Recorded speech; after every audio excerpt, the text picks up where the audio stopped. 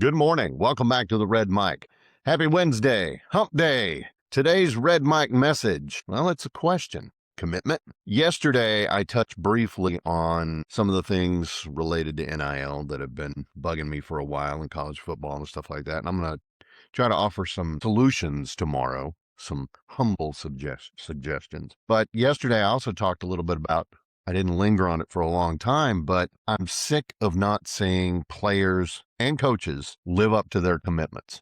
To me, sports are analogous to life. It's the whole thing about you play the way you practice. Honestly, I think the way that you act as an athlete, the way you act as a student, the way you act as a Boy Scout, the way you act as a Girl Scout, the way you act in almost every other place in your life, growing up as a young person, then a young adult, that's who you are. That's your character. And I'm seeing players that honestly I wouldn't trust in the professional world at all because of the way that they are conducting themselves as college athletes. I'm irritated about players sitting out bowl games. I'm irritated about teams not showing up. I'm irritated that programs are treating postseason games like they're optional exhibitions. These commitments, these games, all of it used to mean something. Bowl games used to be a reward for a long season. Now you got 5 and 7 teams playing. If you've got a losing record, you shouldn't be in a bowl game. These were opportunities for closure, one last run particularly for the seniors that knew they weren't going to sniff an NFL field. It was their one last chance to maybe go out with a little touch of glory. They were public commitments that were honored in front of fans, alumni, and the people who paid the bills. And when you see a 5 and 7 team playing a 6 and 6 team, is there any wonder that there's practically nobody in the stands? Come on. My hometown had a bowl game called the Pioneer Bowl. I don't remember the other team, but I remember Lehigh was in one of the games that I went to, and it was bitterly cold. That was another reason that was a hard sell in Wichita Falls, is that it was bitterly cold, but the stands were almost empty. There were some Lehigh fans there and some fans from the other team, but man, it was just brutally cold, and the city ended up losing the bowl game from lack of support. Well, it's outside in January or late December. There's a chance that it's going to end up being bitterly cold. And it was that last year that I went. I mean, I don't blame teams. I don't blame fans for not going to a bowl game when their team is not very good and it's a lot of expense and everything. But I digress. Let me get back to the Red Mic message. But before I do, Red Mic messages are leadership and life lessons picked up mainly from 25 years as a public servant, 16 years as a youth football coach and scouting volunteer, and 10 years as a mediocre athlete with far more heart than actual physical ability. Although today I'm leaning on more of my personal thoughts. Yeah, some of it's a coach, some of it's leader, but a lot of this is just fandom. And I said this yesterday.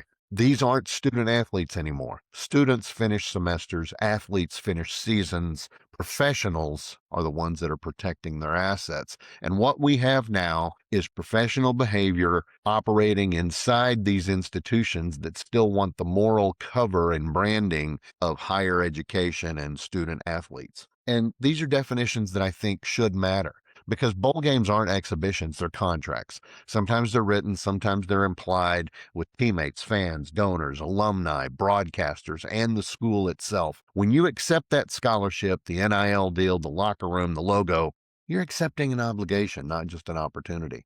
And that should go both ways. The school needs to honor its obligation to you as well. Now, to be clear, this isn't just on the players. The system taught them this. When loyalty isn't rewarded, it disappears. When commitments aren't enforced, they erode. When education becomes optional window dressing, meaning of all of it just evaporates. We told players to treat themselves like brands. We told them to maximize their value. We told them tomorrow matters more than today, and now we're surprised when they act like professionals. We did this.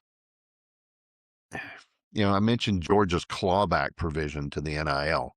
That's a real contract. But again, it's not just a player problem. Coaches, I haven't forgotten about you at all. Enforce obligations on both sides, players and coaches. I'm going to talk about that more tomorrow, but stop pretending that this is amateurism with a side hustle. If you want college sports to mean something, if words like team, season, and commitment are supposed to carry weight, then stop calling it something that it's not, because labels don't create culture, behavior does. Now, here's the gist of today's Red Mike message.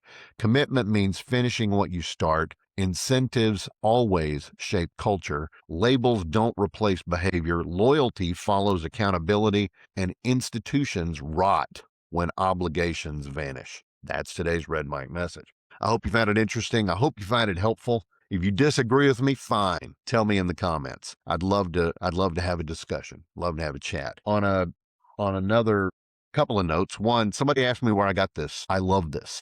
I actually got this as a staff gift from my last employer. In fact, you see the state seal right there, right? Well, I repurposed it because I don't work there anymore, but I still had this gift. And I didn't want to walk out wearing, a state seal that I no longer represent. But Texas, our Texas, all hail the mighty state.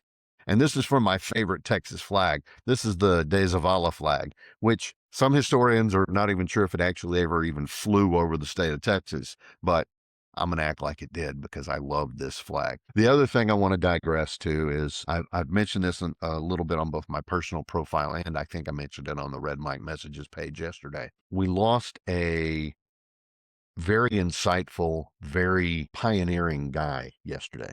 I'm talking about Scott Adams. This is his last calendar that he put out, and he was proud that it's made in America. I don't know if there are any of them left or not. It comes with a stand, a holder here. And unlike a lot of these cartoon of the day calendars, there's cartoons on both sides. So, Scott Adams, was he perfect? No, none of us are. I've said this before. My scoutmaster said there was one perfect person and he was crucified. There you go. Over there. Yeah. I'm not him either. So I know you're shocked. Really?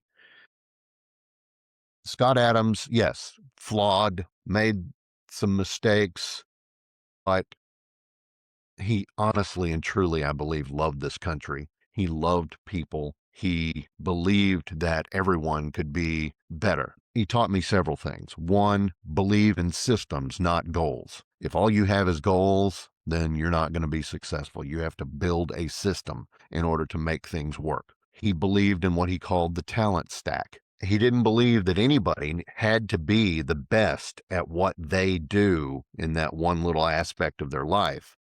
But if they were good and competent in that and several other aspects, that made them uniquely valuable because they built a talent stack. Because talent isn't, it's not like Rocky Road ice cream. It's not, oh, well, there's the marshmallow and there's the pecan and there's the chocolate. No, your talent stack fuses together, and the things that make you uniquely valuable to that organization, to your job, all of those things, you can pull different aspects of your talent stack out and make them together bigger than they were individually. He believed that. I believe that too.